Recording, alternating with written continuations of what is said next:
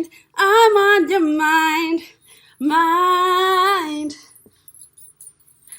your mind, on your mind. I'm on your mind. Hey.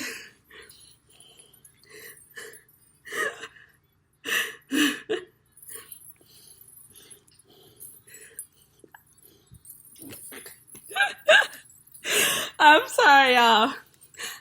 I just had to find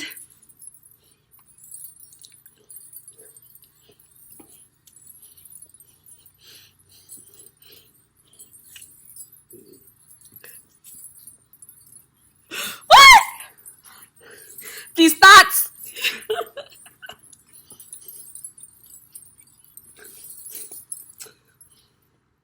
Come on.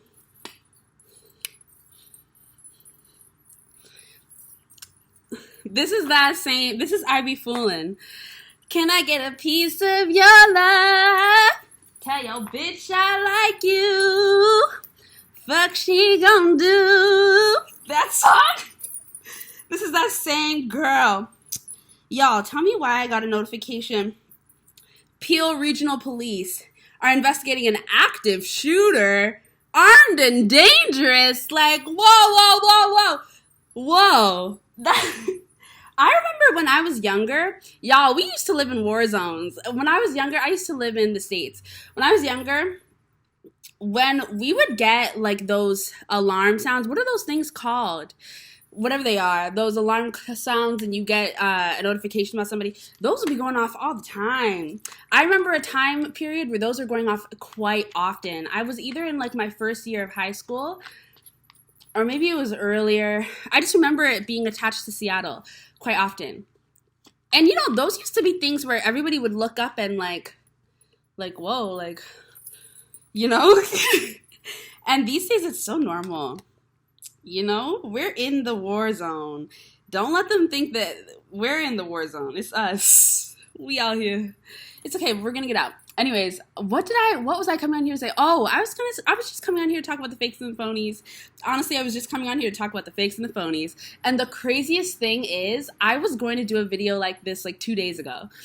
And I was going to do it about a specific show called The Sweet Life Los Angeles. But I was like, oh, Spirit, like, no, like, this is not me, like, I can't talk about these people, blah, blah, blah. Girl, I think I'm about to end up talking about them, because it's not just them. Me and my sisters and people in my life, my girls, we've been talking about for a while how, like, you know, it's me, it's Dreedy. I'm trying to be specific, because, like, who is me and my girls? I don't got, but I do, but life's changed in a lot. It's been a transformative year. Anyways, can I stay on track? Okay, I don't have time to figure out what that meant. Anyways, talking about the fakes and the phonies. The people who couldn't be the bullies in high school, like the people who couldn't be popular but wanted to be, but were instead a part of like the lower class, like those people are running the show right now. It's all the people who, like, they were just a part of the lower class because they didn't have what it took to be popular. They weren't, simply put, they weren't that girl. And not in a way to be like, the popular girls are that girl, but in what it takes to be a popular person. And I'm saying that as somebody who also was not that girl. I didn't have what it took to be popular in high school. I didn't. So I'm part of the same class. I'm talking about these people. So they're the people who didn't have what it took to be popular, but would have wanted to be. They're the people who didn't have what it took to be a bully, but would have wanted to be. Like, if they weren't a part of our class and they had the opportunity to go over to the upper echelons, they would have. And not in a way where it's like, yes, we should all want to grow and succeed and be better and be joyful and have access. Not in that way, but in the way of, if I could go around bullying people, if I could go around abusing people, if I could go around, committing violence, I would. I wouldn't feel bad about it. It's like the people who would take advantage of something like The Purge, if that happened in real life. I hated when that movie came out. That movie coming out gave me real like heart attacks. And I was a kid, but I remember feeling like this is an energy that is very easily possible in the States, something that could very easily happen. And I was scared that a movement around that was going to eventually create The Purge was going to take off. I was like praying for the day that they would stop making those movies. And honestly, it's kind of a similar feeling to when Trump started to be a serious thing.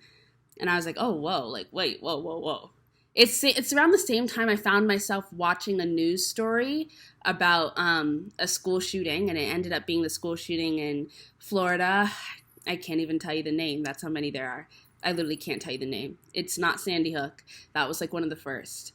I can't tell you the name of the school shooting. And that'll probably be in history books. And I'm somebody who's just lived it, and I can't tell you because there's been so many. You guys would probably like comment 3 or 4. I couldn't tell you the name. But anyways, I was watching the school shooting. I don't even remember if I think I was in New York. I was in New York by that point. So it was somewhere between 2015 and 2018. And I think it was Florida. But yeah, around the time that all those, I found myself watching the news for fun because something important had happened. And that's what was on the news. And I was watching the news out of like interest and curiosity, not out of like horror. Like, you know, and saying that, I'm seeing my patterns. So I'm like, I feel the sun, like, it's like a spirit being like, you're okay, keep going. Like somebody who like has their eyes over you as you're like going to figure out a surprise. And like, so you can kind of see, but not really because their hands are just gently placed over you. That's what the spirit is like. It's just like guiding me slowly. So I'm like excited rather than worried, which is like a way to calm anxiety. Anyways, I just felt the need to mention that I've been on a journey to discovering I have ADHD, which I feel is pretty cool because I like to realize I'm a part of communities. It's corny, but it's true. So anyways, what was I talking about? That's why they need to help me. But I was, new ideas. Oh, the fakes and the phonies. Okay, thank you. So the fakes and the phonies, those people who would have been bullies in high school. If they could. Those people are running the show now. And they're running the show using our fucking stories. So the people who were in the lower classes but would not have wanted to be a fucking bully, those people and the movements that they've created now, you could call them the spiritual people, you could call them whatever the hell you want. But even using the name the spiritual people at this point is a joke because so many of the fakes and the phonies are pretending to be us. And this is not in an exclusive way because, yes, everything is spiritual, everyone is spiritual. But in the connotation, the definition that we know societally is what's going down is that definition of spiritual people and what that looks like, what that sounds like, and what practices you do and all that. That movement right now, even though it comes from the heart of us, people who are really about it in a genuine way, it's being like in droves. People are coming in, the fakes and the phonies, pretending like they're a part of this, even when they didn't really give a fuck.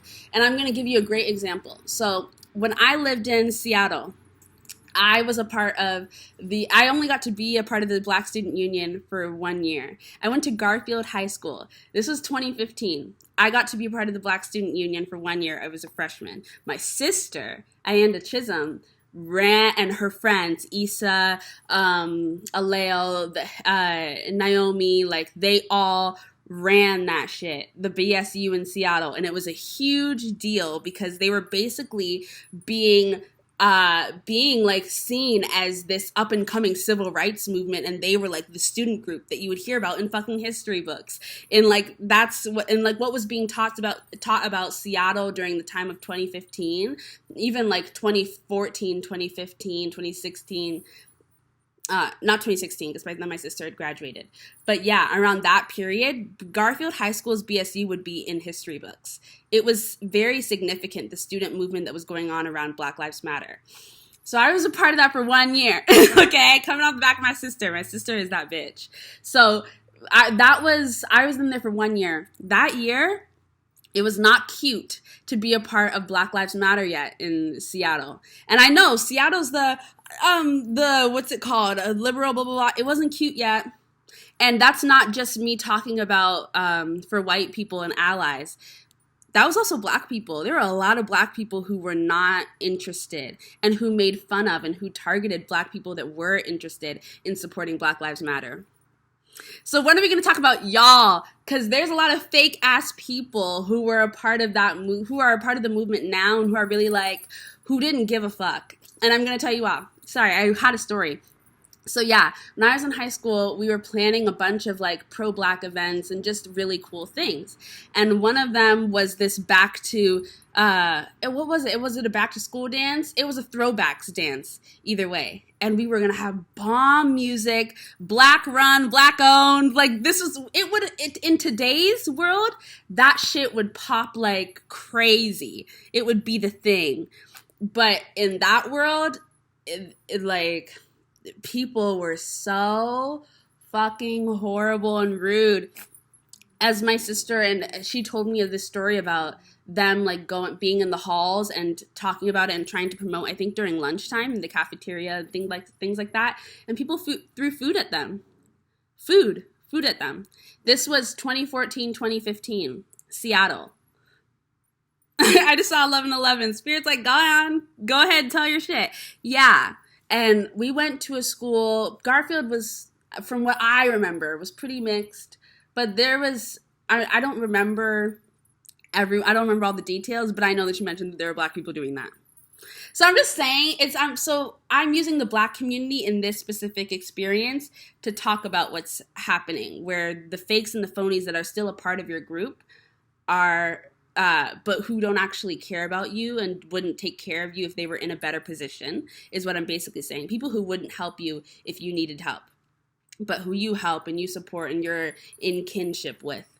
What is the saying? All skin folk and kinfolk. And you can apply that beyond race to a bunch of different community groups. You can apply that to the spiritual community. Because yes, everything is spiritual. Yes, we're all Black, but not everybody is pro-Black.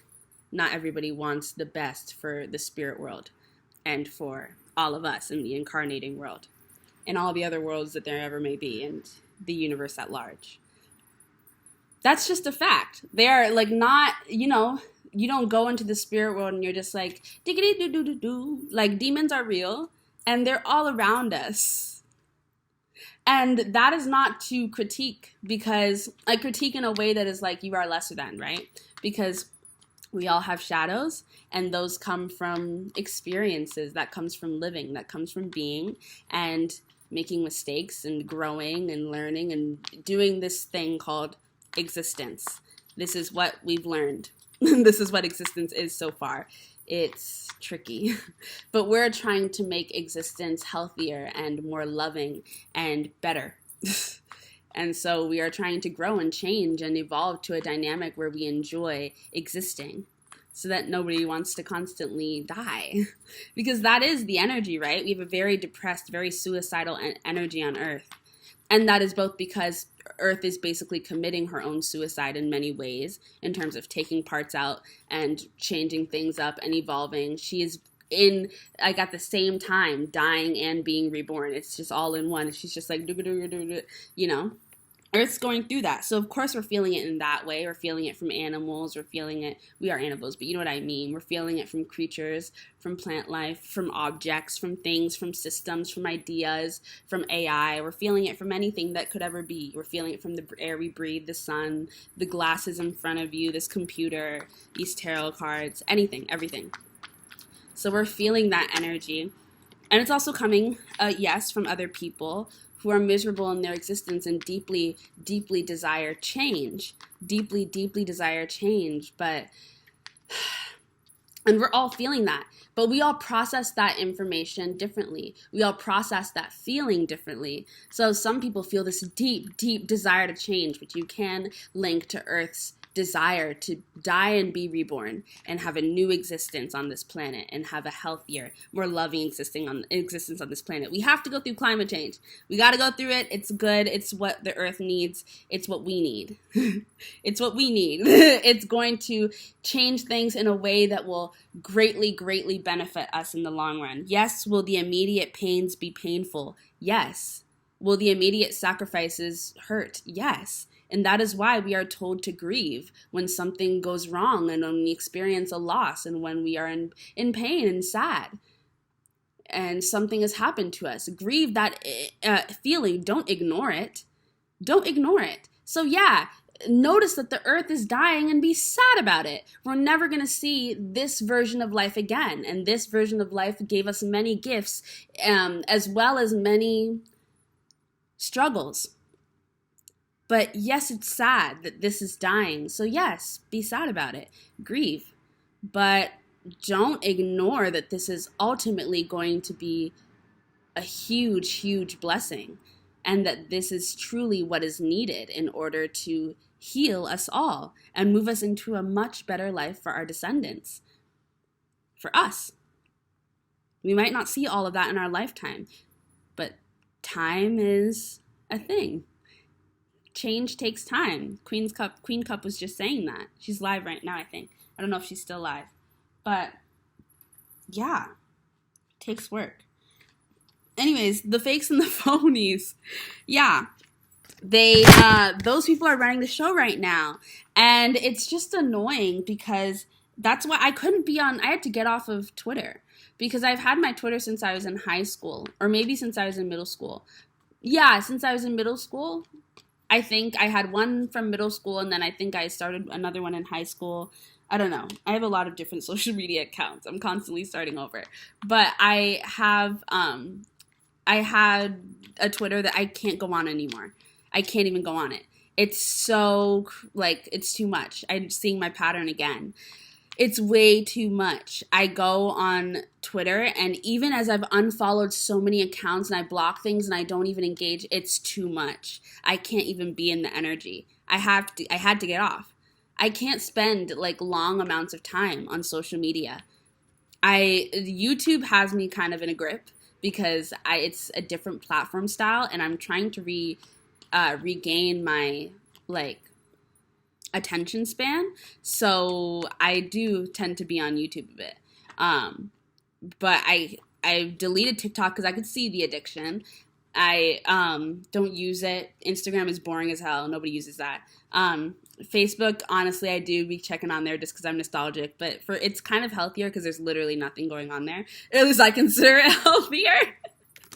But yeah, I know YouTube has us in a grip. I know, but. Yeah. Anyways, the fakes and the phonies. Yeah, they're annoying. Don't let them get to you, and don't gaslight yourself out of knowing that they are playing games and that they're tricking you. Don't let these people bully you. These people don't know what they're talking about. So like I was saying, those same people who would attack and bully and yell at and make fun of the BSU and Garfield in 2014 and were only really hopping on once they realized that it was cool to be pro-black, because that's when it started to take off on Twitter. So that's why I had a Twitter, because that's when we were talking. We were all sharing our thoughts. It was a movement, and it was quite small. You were engaging with people, seriously. Social media, those who know, but social media was very different. Tumblr. You can't even know. No one understands. The Tumblr era, and it's so hard to know who actually knows what they're fucking talking about and who don't. But it's with Tumblr because it was so open. That's how things got stolen. It's a crazy. Social media is a very interesting story, and I'm so intrigued to know how that will be seen in the future in terms of the early days. Because I wonder what's going to be in history books. Because of the way that we've developed, there is a chance that the underground stories will be in history books, and that the underground history, which is the real history, will be the stories that are told. There's a good chance, because like I said, and we've all been saying, we're heading into power, significant power. That means we could influence things like that. We could literally be telling the stories that will be taught in educational institutions. Like, that's a thing. Like, we could become the new classics. You know what I mean? That's like, we're looking centuries down the line, but seriously, like, that's a huge thing that could possibly be. And we'll see. I mean, we won't all get to see the full expanse and how excited none of us will. But, I don't know what we'll all get a chance to see, but we will be seeing it. So, yeah. Anyways, but just don't let these people kill your vibe. I guess is what I was going to say. What I should really be saying. But anyways, let me tell you. Okay, let me just say this one small thing. I just want it. Just don't, if you find yourself getting triggered and annoyed by all of the love and light and all of the, good vibes and all of the, I gotta cleanse my space and all of and you find yourself getting irritated about it, but you know that your heart is good.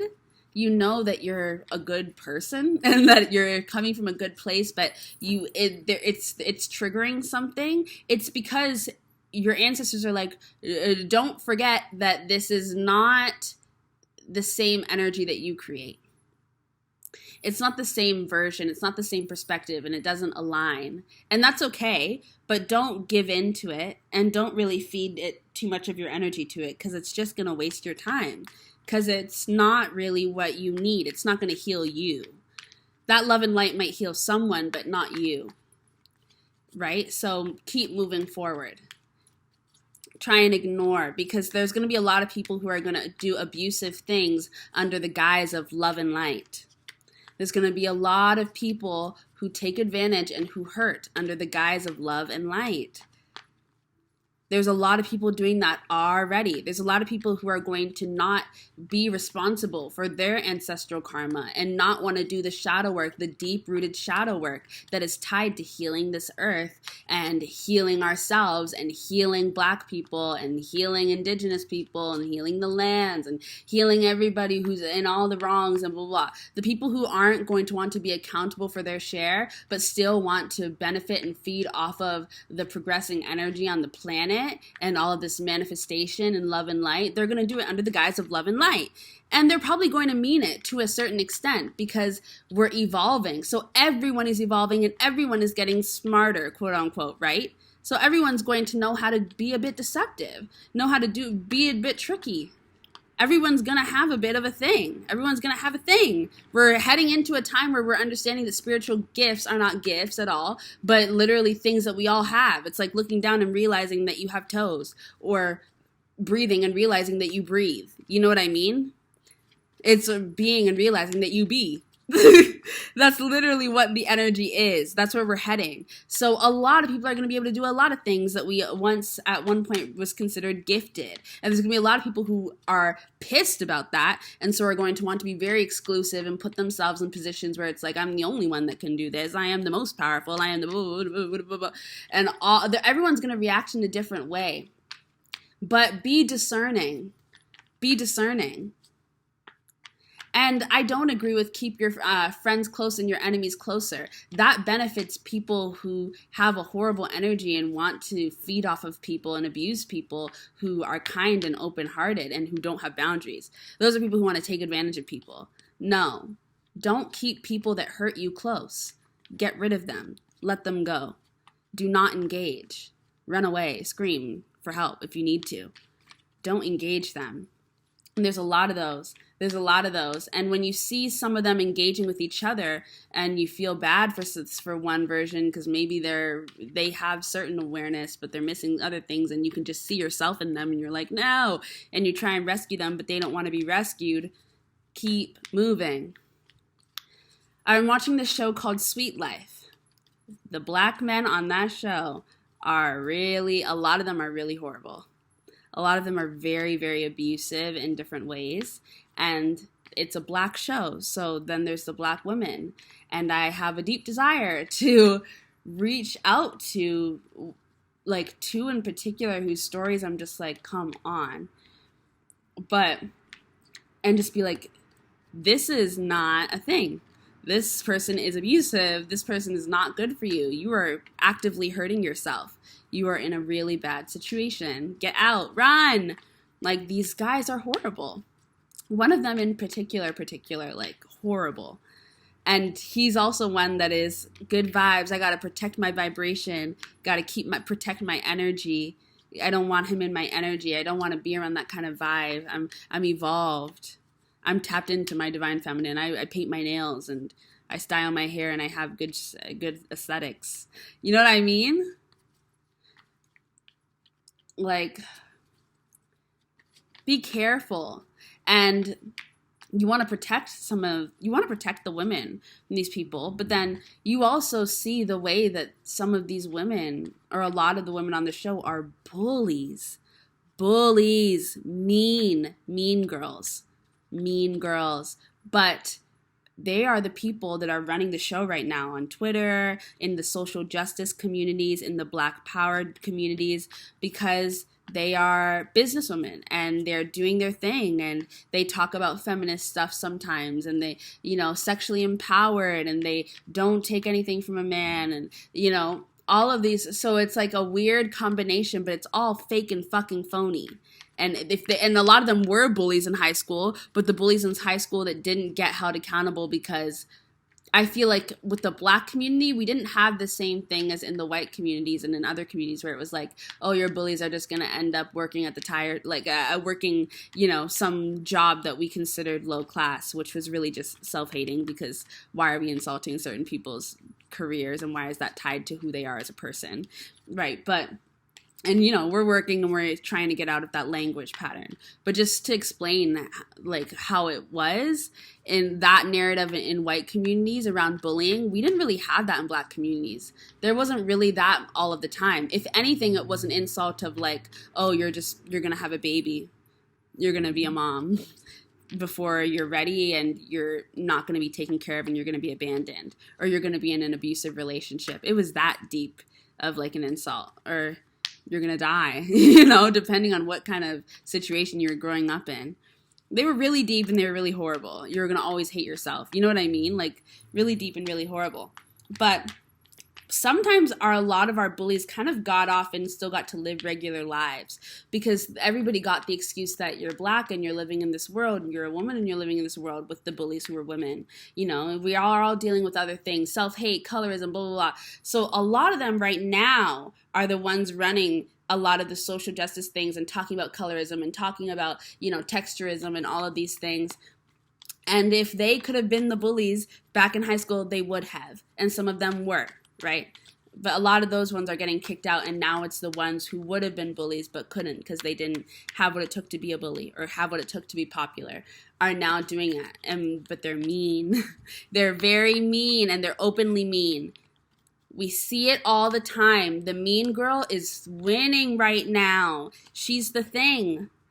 And it's all the people who couldn't do it before, who wouldn't have gotten the opportunity to do it before but wanted to.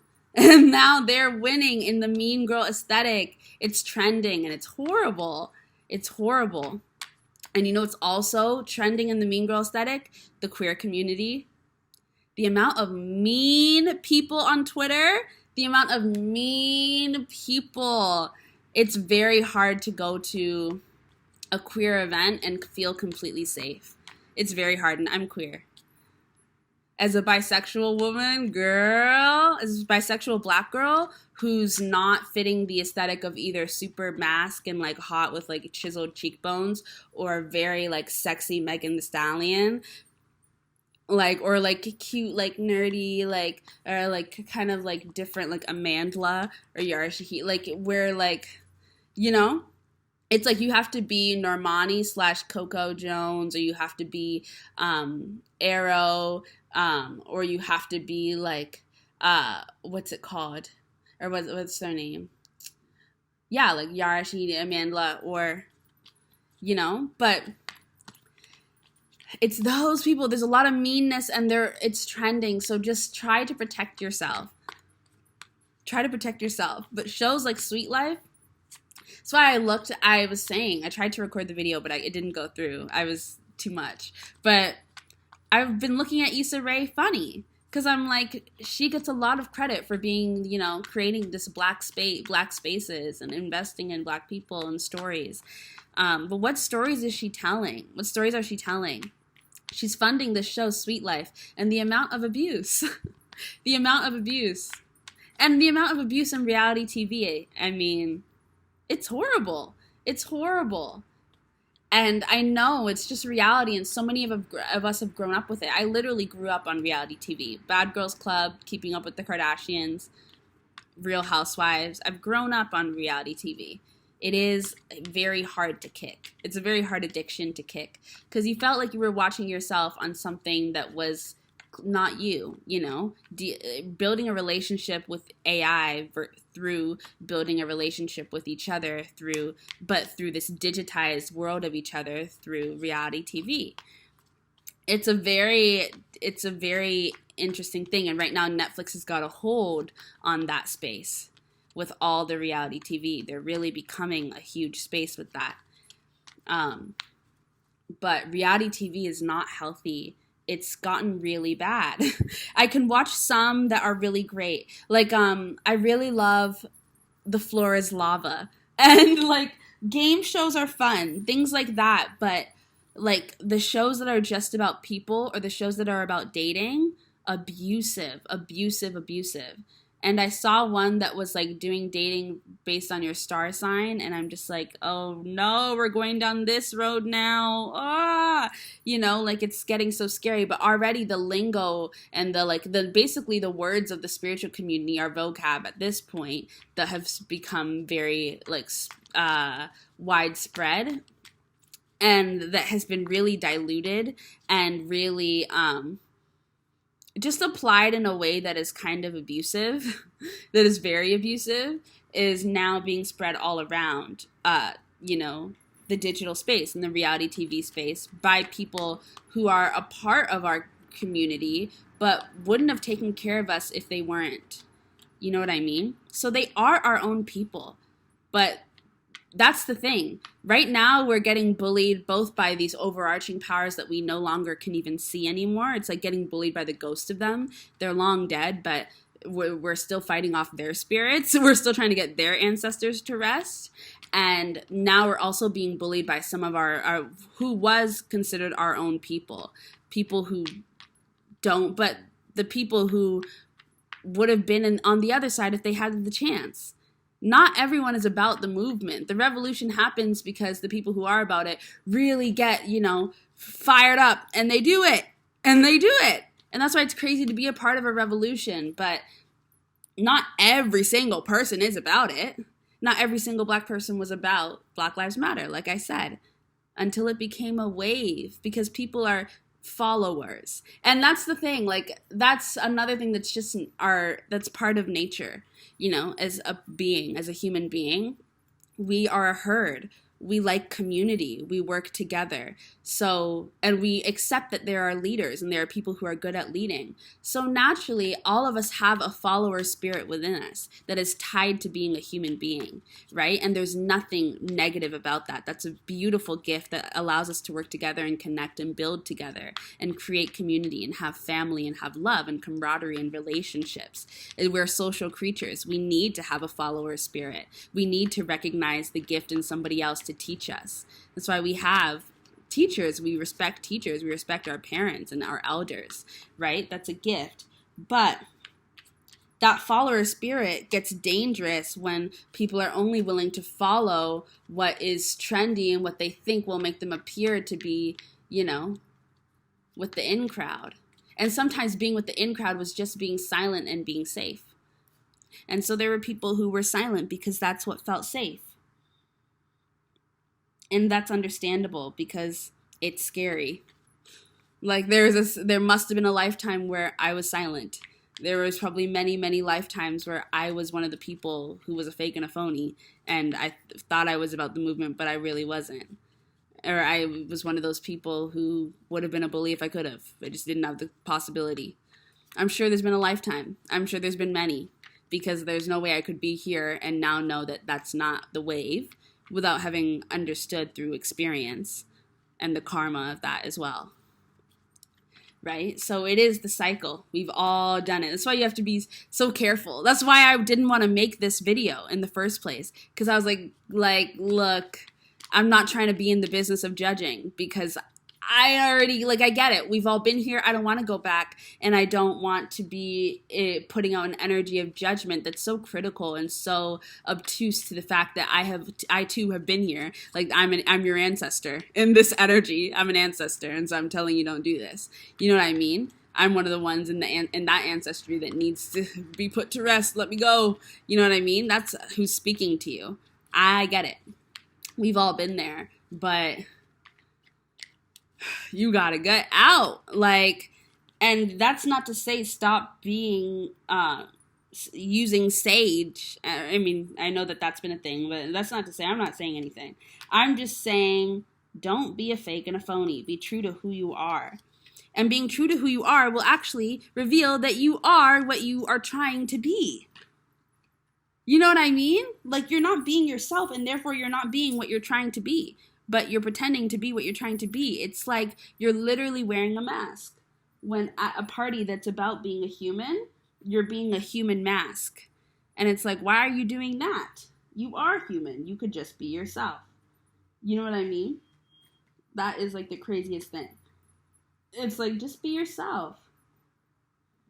Just be yourself. But yeah, I feel like that's all I need to say. I can feel the energy subsiding and the urge to just go dance.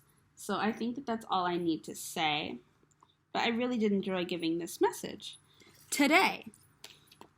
Oh, and I missed Bahati Life because I know she already started by now. Oh, it says waiting still. I might not have missed. Okay, so bye.